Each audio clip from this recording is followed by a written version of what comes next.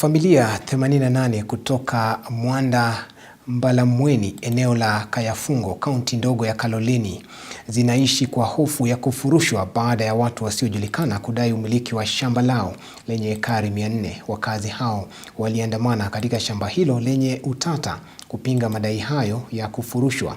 Wamedai kuwa wanamiliki hati miliki halali za ardhi hiyo na wametoa wito kwa serikali kuingilia kati kutatua mgogoro huo.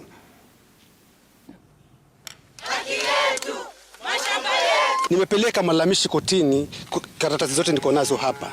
Lakini cha kushangaza, wale jamaa wanadharau mahakama. Sijui wanatumia kitengo gani. Kuna title deeds 88 ambazo zimefutiliwa mbali kinyume cha sheria.